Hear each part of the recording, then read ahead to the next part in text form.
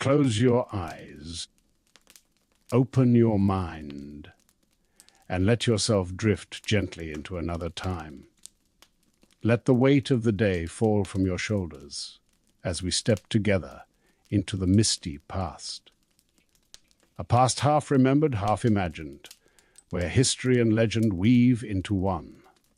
The land is Britain, an island cast in winds and rain, rich with forests and rivers, ringed with coasts where waves pound endlessly upon stone.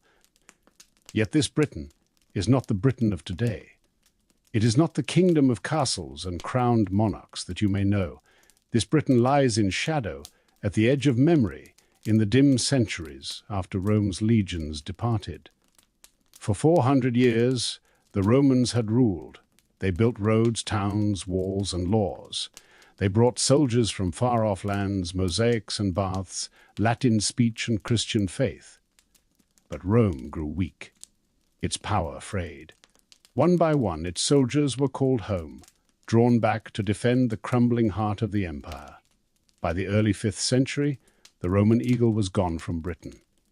The villas decayed, the roads cracked, and the towns were left half empty. The island was abandoned, its people left to fend for themselves. It was a dangerous time. From the east came the Saxons, tall, fierce seafarers from across the North Sea. They landed on Britain's shores in their longboats, hungry for land and conquest. From the north came the Picts, painted warriors sweeping down past Hadrian's Wall. From the west, the Irish raiders struck. And within Britain itself, the tribes and petty kingdoms fought one another, each scrambling for survival, for food, for power. Imagine the feeling of that world, of a land where the old ways and the new collided. In the hills, people still whispered to ancient gods, to spirits of oak and stone, to the unseen forces of earth and sky. In monasteries, monks bent over parchment by candlelight, scratching prayers in Latin, hoping to keep the flame of knowledge alive. On the battlefields, men fought with spear and shield, while kings claimed thrones that lasted only as long as they could defend them. It was into this world of broken order and flickering hope that the story of Arthur began. Some say Arthur was not one man at all, but a memory of many, a half-forgotten general, a Celtic warlord, perhaps even a Roman British commander who rallied his people. Others say he was purely legend, born not of history but of dreams, of stories told around the fire. Yet whether real or imagined, his tale has endured more than 1,000 years. It has become larger than life, a mirror for every age, reflecting courage, betrayal, love, and loss. But tonight, in this telling, Arthur is a man, a boy who became a king who became a legend. The story begins with Uther Pendragon. Uther was a king in a time of many kings, a warlord of strength and fiery temper.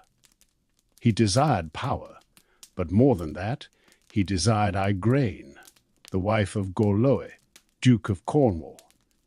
Consumed with longing, Uther turned to the one who walked in shadows, the one who knew secrets beyond men's grasp, Merlin.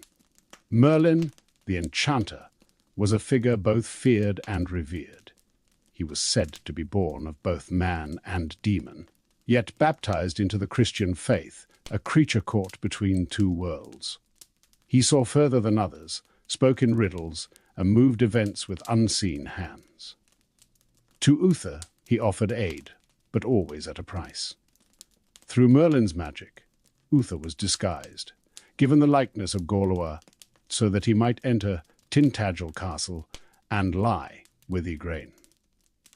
From that night of deception, a child was conceived, a child touched by fate, born of passion and sorcery. That child was Arthur. Yet Merlin, who saw the threads of destiny, knew that Arthur's path would be perilous. He knew the boy would one day bear a crown heavy with both glory and grief. And so, at Arthur's birth, Merlin demanded his price. The infant was taken from Igraine, and given into the care of Sir Ector, a loyal knight. Arthur was raised not as a prince, but as a foster child, growing up among fields and stables, unaware of his true blood. To the world he was no more than a boy. But destiny does not sleep. When Uther Pendragon died, chaos spread once more. Britain splintered, each lord claiming his own right to rule. Battles raged, kingdoms clashed, and no heir was recognized. It was then that a marvel appeared in the churchyard of London.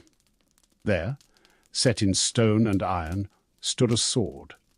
Its blade gleamed, its hilt shone, and upon it was written these words: "Whoso pulleth this sword from this stone and anvil is rightwise king-born of England." One by one, the great men of the land tried. Proud nobles, seasoned warriors, knights whose names carried weight, each stepped forward, gripped the hilt, and pulled. The sword did not move. Some strained until their arms shook, others cursed and walked away. None could free it. And then, one day, young Arthur came. He was not seeking a throne. He was not seeking glory. He was simply fetching a sword for his foster brother, Sir Kay, who had left his own behind. Arthur approached the stone, unaware of the watching eyes, and laid his hand upon the hilt. The blade slid free, smooth as silk, bright as morning light. The crowd gasped. Whispers filled the air. Could it be true? Could this boy, unknown and unproven, be the one chosen by fate? Some refused to believe it. They demanded he try again. And again. Before lords and bishops, Arthur placed the sword back into the stone, and again he drew it forth with ease. In that moment, the truth was clear. The child of Uther and Igraine, hidden by Merlin, had revealed himself. Arthur was king, yet a crown is never a gift freely given. Many rebelled, unwilling to bow to a boy. Battles followed, fierce and bloody. Arthur proved himself not only in birthright, but in strength and wisdom. With each victory, more men swore loyalty. With each challenge overcome, his legend grew. And through it all, Merlin guided him, whispering counsel, shaping his path. This was only the beginning. Arthur's reign did not begin with feasts and glory. It began with blood, with strife, with the burden of kingship pressing heavy on young shoulders. For though the sword had named him rightful king, many powerful lords refused to bow to a boy. They mocked his youth, scorned his claim, and raised their armies against him. Arthur fought them, battle after battle, not for pride, but for survival. His foster father, Sir Ector, and his foster brother, Sir Kay, rode by his side. And always, in the shadows of war councils, Merlin was present, his words guiding Arthur like the wind guides a ship at sea. "Be strong," Merlin told him, "but be just. A king is more than a warrior. A king must be a shepherd, holding his flock together when wolves gather at the edge of the night." So Arthur fought, and Arthur won.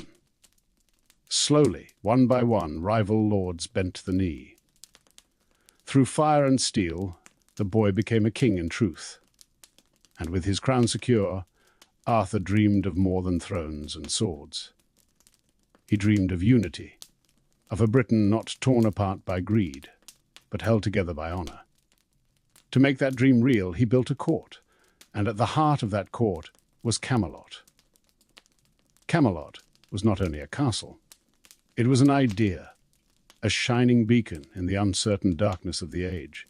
Its halls rang with laughter, its chambers filled with music and stories. Knights from every corner of the land gathered there, drawn not only by Arthur's strength, but by his vision. At Camelot, Arthur declared, no man's worth would be measured by wealth or birth, but by courage and loyalty. To embody this vision, Arthur created something new, the Round Table. A great circle of polished wood, so vast that 100 men could sit around it. No head of the table, no seat of honor. In this circle, all were equal, from king to knight. Each voice was heard, each oath bound by the same weight. The round table became the symbol of Arthur's reign, and those who sat at it became legends themselves. Yet a king must also bear a sword, and though Arthur had drawn his blade from the stone, that sword was lost, shattered in battle against a mighty foe. It was then that Merlin led Arthur to a quiet lake, hidden deep in the green heart of the land. The air was still. The water lay flat as glass. And then, with no ripple, no splash, a hand rose from the depths, a woman's hand, clothed in white silk, bearing aloft a sword unlike any other. Its blade was keen, its hilt studded with gems, its very presence radiant with power. This was Excalibur. The Lady of the Lake, guardian of mysteries, offered it to Arthur. With reverence, he took it, feeling at once its weight and its promise. Excalibur was no mere weapon. It was a bond, a gift of the other world, a sign that Arthur's kingship was touched by forces beyond mortal reach. From that day, Excalibur gleamed at his side, a light in times of darkness. With it, Arthur carved his reign into legend. Battles were fought and won. Enemies were driven back. Camelot stood strong, and its fame spread far beyond Britain's shores. Knights flocked to Arthur's banner, men of valor, men of skill, men whose deeds would be sung for centuries. Among them were Sir Gawain, bold and steadfast, whose strength grew with the rising of the sun. Sir Percival, innocent and pure, guided by faith more than blade. Sir Galahad, born of noble line, destined to see what no other could. And Sir Lancelot, peerless in combat, unmatched in skill, and yet burdened with a heart that would one day betray the very man he loved most. For now, though, all was glory. The halls of Camelot shone, the round table thrived, and Arthur ruled not as a tyrant, but as a king who sought something greater, something eternal. But dreams, even the brightest, cast shadows, and even in Camelot seeds of tragedy were sown, and so Camelot shone, a jewel in a darkened age, its name carried on the tongues of travellers, its stories whispered by firelight in villages and halls. For to live in Arthur's time, as the tales tell it, was to live in a world where wonder and danger lay side by side. The knights of the Round Table did not remain within the castle's stone walls. They rode out across the wild lands of Britain, into forests deep and tangled, across rivers that glimmered like silver under the moon, through valleys where mist clung to the grass. Each knight carried with him the oath of chivalry, a promise to protect the weak, to honor women, to be loyal, and to seek justice wherever it was threatened. These vows were tested in endless ways. Sir Gawain, nephew of Arthur, rode against giants that terrorized the countryside, their footsteps shaking the earth, their voices booming like thunder. Sir Percival, whose innocence was both his strength and his shield, found himself face to face with temptations of greed and fear, yet always chose the path of purity. Sir Tristan's tale was one of love and sorrow, for his heart was caught in the snare of passion, and his story wove into that of Arthur's court in both joy and grief. And Lancelot rode at the forefront of them all, his lance unbroken, his sword swift, his courage unmatched. Time and again, it was Lancelot who saved the day, who struck down foes others could not, who embodied the very ideals Arthur hoped to see in his knights. Yet, in the shadows of his victories, another tale was quietly unfolding. A tale of love for Guinevere, Arthur's queen. But for now, that shadow was distant. The tales of Camelot grew richer with each quest, each journey. Knights returned with stories of maidens rescued from towers, of strange beasts encountered in forests, of enchanted castles that vanished at dawn. Some of these tales were woven with threads of magic, with Merlin's hand felt though unseen. Others were more simple, born from human courage, from compassion, from the drive to make the world a little safer. Arthur himself was not idle. He too took to the field, for he was never a king content to sit upon his throne while others bled. He fought beside his men, bearing Excalibur in hand, his shield bright against the charge of enemies. In some stories, Arthur faced dragons, their scales glittering like molten bronze, their breath a storm of fire. In others, he stood against sorcerers who wove dark spells, or against traitors whose ambition sought to tear the kingdom apart. Camelot became more than a court. It became an idea that lived in the hearts of people. The farmer in his field, the shepherd on the hill, the monk in his cloister, all spoke the name of Arthur with hope. He was not only a king of Britain, but a king of legend, a figure larger than life, carrying a dream of unity and justice in a fractured land. And yet, within every dream lies a test. Within every golden age lies the faint sound of cracking, the whisper of things to come. For Guinevere, Arthur's queen, was both blessing and burden. She was beautiful, wise, and kind, beloved by her people, admired by the knights. She stood as the Lady of Camelot, a symbol of grace, but her heart was torn. For as much as she loved Arthur, she loved also Lancelot. Their bond, unspoken yet undeniable, grew stronger with every glance, every stolen moment. Arthur, ever noble, perhaps sensed it, perhaps chose to ignore it. For he trusted Lancelot as no other, and loved Guinevere deeply. But love, when bound in secrecy, is like a flame hidden in straw. It smoulders quietly until the day it bursts into fire. Still, these troubles lay ahead. For now, Camelot thrived, and in time a new quest rose above all others, one that promised glory and holiness beyond measure. It was said that somewhere, hidden from mortal eyes, lay the most sacred of relics, the Holy Grail, the cup from which Christ himself had drunk at the Last Supper, the vessel that caught his blood at the crucifixion. To behold it was to touch the divine, to glimpse eternity itself. The Grail quest began as a whisper, a story carried by wandering hermits and visions seen in dreams. But in the halls of Camelot it became a calling. Knights felt their hearts stir, compelled to seek the sacred relic. To find the Grail was to fulfill the highest vow of chivalry, to prove not only bravery, but purity of soul. And so they rode forth, one by one, into the wilds. Sir Galahad, purest of them all, was said to be destined to succeed, his soul unstained by sin. Percival too sought it, his innocence guiding him into mysteries he could not fully understand. Gawain, bold but flawed, pursued it with passion, yet faltered when tested. And Lancelot, great among warriors, sought it also, but his heart was divided, his love for Guinevere, a shadow that kept him from the highest grace. The Grail quest was not a single journey, but many.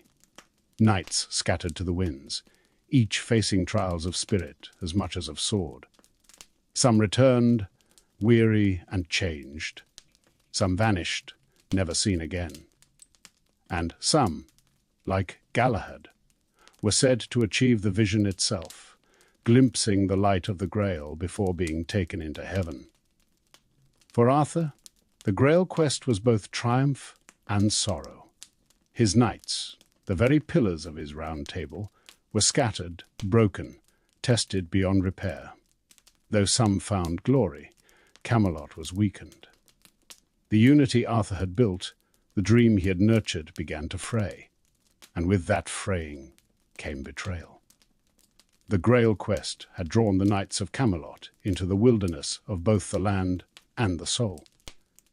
When at last some returned, weary from years of wandering, it was as if they had stepped out of another world. Their eyes carried visions, Their hearts bore both joy and scars. But many chairs at the round table remained empty, their owners gone forever, their fates sealed in silence. Camelot no longer shone with the same brilliance. There was still music, still feasts, still laughter in the halls, but the golden light of unity had begun to dim.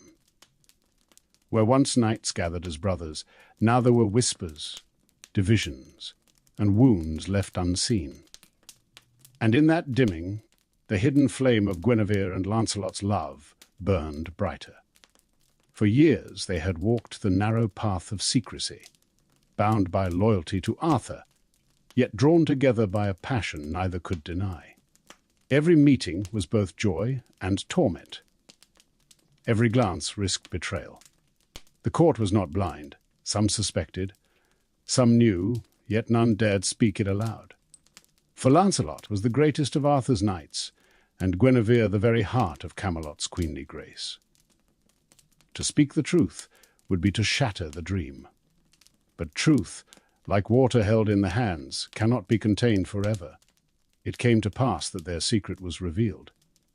Some say it was Mordred, Arthur's nephew, who carried the tale, his eyes ever sharp for weakness, his heart ever dark with envy.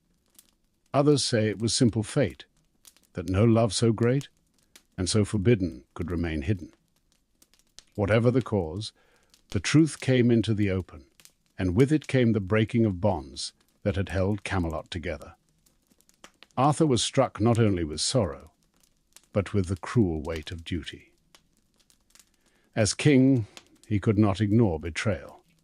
As husband, he could not silence his heart. Torn between justice and mercy, between love and law, Arthur's choice became another wound upon the dream. Guinevere was condemned. In some tellings, she was sentenced to death, to be burned at the stake as an adulteress. In others, she was imprisoned, her crown stripped away, her face turned from the court she had once graced. And Lancelot, desperate to save her, rode into the night, cutting down those who stood in his way, his sword wet with the blood of former brothers. He carried her to safety, but in doing so, shattered the round table beyond repair. Arthur's heart was broken. His greatest knight had become his enemy. His beloved queen had become his shame. The dream of Camelot, built upon loyalty and honor, crumbled under the weight of human weakness. And in that ruin, Mordred rose. Mordred, son of Arthur's own blood, some say born of deceit, others of sin, was a man of ambition, cunning, and cold resolve. He had watched and waited, a shadow at the edge of Arthur's reign. Now, with Camelot divided and Arthur's spirit wounded, Mordred struck. He sowed discord among the people, whispering that Arthur was no longer the king of legend, but a man broken, betrayed, unfit to rule. He gathered followers, men hungry for power, men who saw in Mordred a chance for gain. And when Arthur rode out once more to pursue Lancelot across the seas, Mordred seized his chance. In Arthur's absence, Mordred claimed the throne. He spread word that Arthur was dead, that the crown now belonged to him. He even sought to claim Guinevere as his own queen, binding her to his cause and sealing his claim to power. But Guinevere, loyal still in her heart to Arthur, fled to the safety of a convent, choosing the veil over betrayal. When Arthur learned of Mordred's treachery, he returned with fury.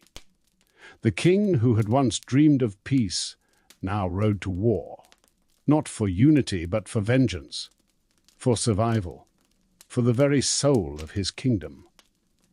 And so the final act began.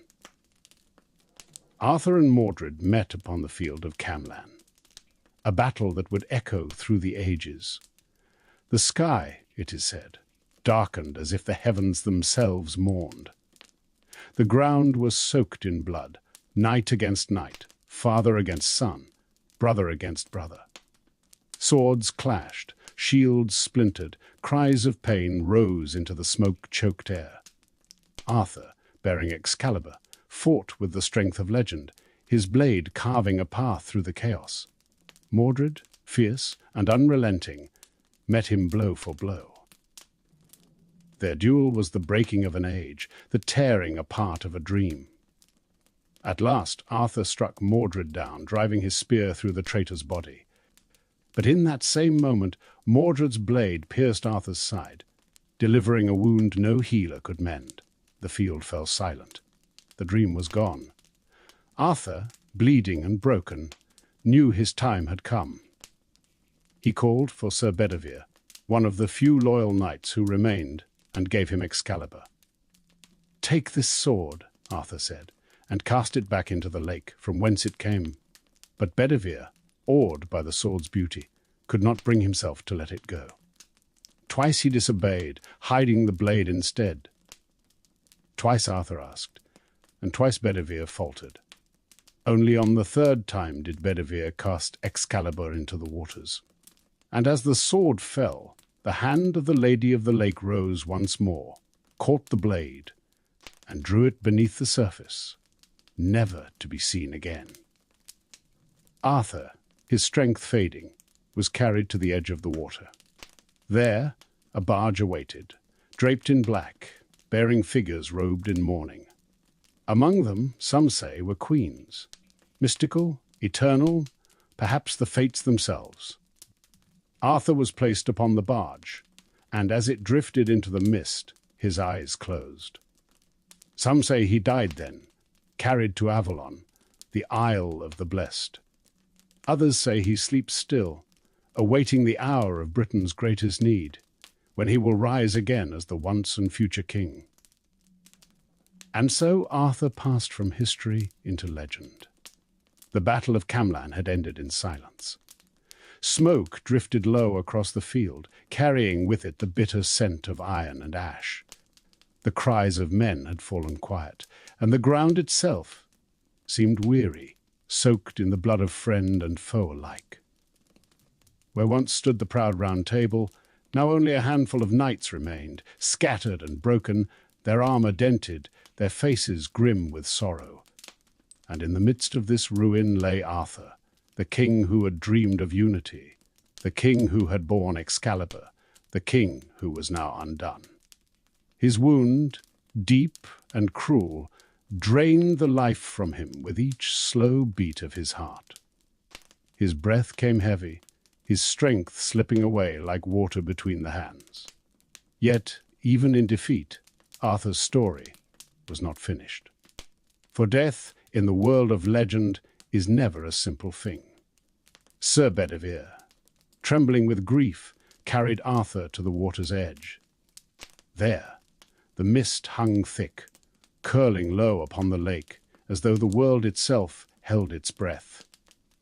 And upon those waters lay a barge, dark and silent, its sails heavy with stillness.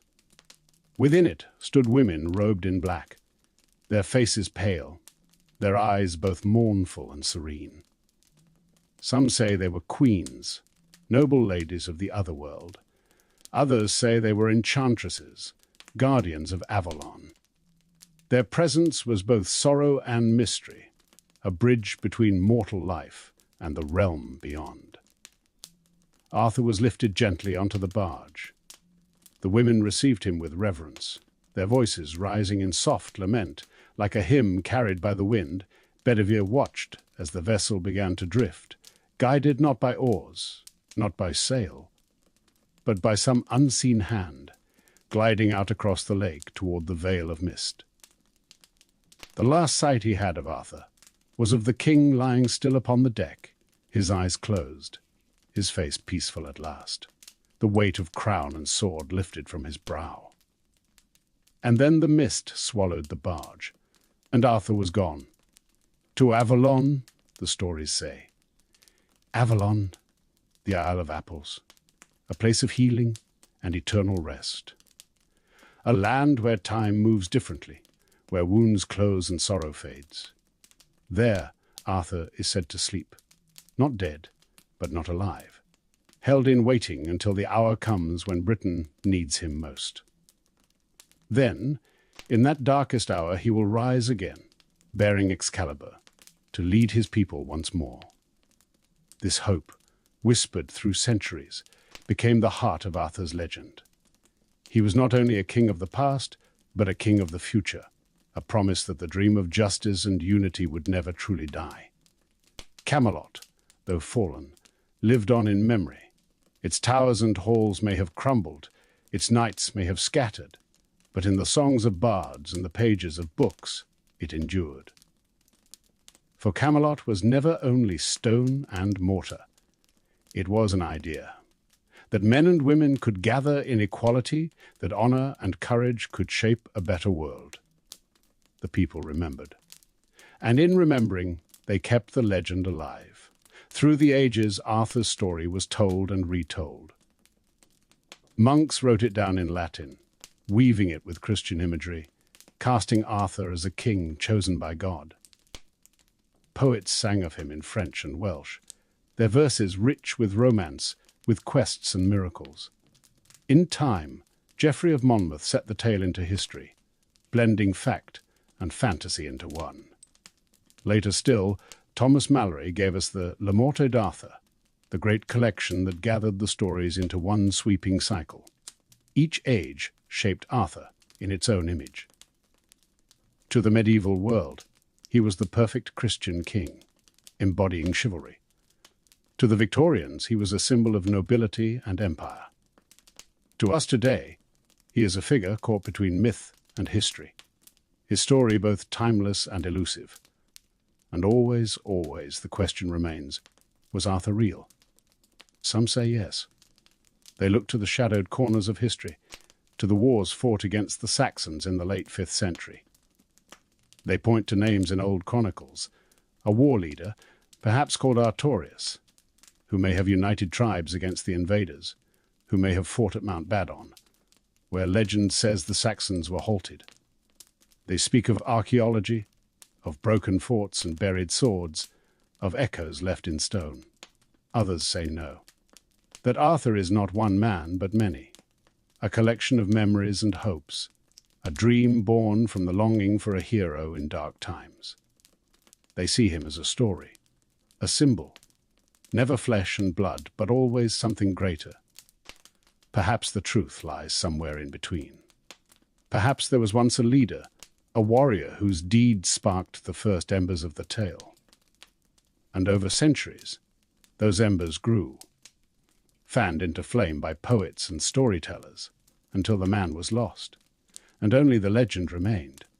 But for those who close their eyes and drift into the story, the question of fact matters less than the truth of feeling. For Arthur lives not in history alone, but in the imagination, in the dream of a better world, in the hope that justice and honor can endure even in the darkest night. And so the tale of Arthur does not end. It circles back, again and again, through the centuries, through every telling, whispering always of the once and future king. The barge drifted silently across the waters, carrying Arthur away into the mist. Avalon, a name half whispered, half remembered, a place both within this world and beyond it. Some spoke of it as an island hidden by enchantment, where orchards bloomed with eternal fruit and streams ran clear as crystal. Others called it the Isle of Apples, its trees heavy with branches that never withered, its air filled with the perfume of blossoms that never died. In Avalon, time was not like the time of men. Hours melted into seasons, seasons into years, and years into eternity. There, Arthur was said to rest upon a bed of softest linen, his wound tended by hands that never aged, his breath rising slow and steady, his eyes closed in unbroken sleep. Not gone, not lost, but waiting. The image of Avalon became through centuries a comfort, for though Camelot had fallen, though the Round Table lay shattered, the people believed that Arthur was not dead, but only sleeping.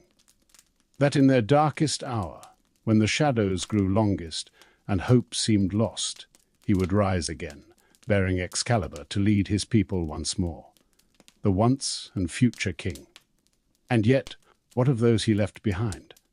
The knights of the Round Table, once united, were scattered like leaves upon the wind. Some fell at Camelot, their bodies lying beside Arthur's, their names fading into silence. Others wandered, broken by grief, their swords rusting in forgotten corners. Sir Bedivere, who cast Excalibur back into the lake, is said to have become a hermit, living his days in prayer, haunted by memories of the king he could not save. Lancelot, torn between love and loyalty, returned to Guinevere only to part again. She entered a convent, taking the veil, her life thereafter one of prayer and penitence. Lancelot, too, withdrew from the world, his strength spent, his heart heavy, his days ended in solitude. Thus the dream dissolved, not in one moment, but in many. One by one, the bright lights of Camelot dimmed, until only memory remained. And yet, that memory proved stronger than stone, stronger than steel. For while castles crumble and swords shatter, stories endure. The story of Arthur was told and retold, shaped by each teller's voice. The Welsh bards sang of him as a warrior chief, fierce against his enemies. The chroniclers of the Middle Ages made him a Christian king, noble and just defender of the faith. In France, poets wove romance into his tale, filling it with quests, with enchantments, with courtly love. And in England, Malory gathered it all, binding the fragments into a single cycle, the great Le Morte d'Arthur, the death of Arthur, and yet also his promise to live again. Each retelling carried something new. Each retelling kept the flame alive. And through it all, Arthur remained more than a man. He became an ideal, a dream of a king who rules with justice, who fights with courage, who dies with honor, and who returns with hope. For what is Arthur, if not the reflection of our own longing? Our longing for a world where leaders are true, where honor is more than a word, where the light of hope never fades entirely, no matter how dark the night becomes. And so, even now, when you close your eyes and let your mind wander back into those misty ages, you can see him still. A boy drawing a sword from the stone. A king sitting at the Round Table among his knights. A warrior riding into battle with Excalibur gleaming in his hand. And at the end, a figure drifting into the mists of Avalon, his story unfinished, his promise unbroken. Arthur lives, not in castles or crowns, but in the quiet corners of our imagination. In the stories told to children, in the pages of books carried across generations, in the whisper that says, "When all hope seems lost, the king will return." And now, as the tale slows, let it become a lullaby for your thoughts. The clash of swords softens into silence. The halls of Camelot grow quiet, their torches dimming one by one. The mists of Avalon rise gently, wrapping the world in stillness. Breathe slowly. Let the story settle around you like a cloak. Let it weigh gently, like the comfort of sleep. For Arthur rests, and so may you. Close your eyes, open your mind, and drift deeper now, into calm, into peace, into dreams where legends never die.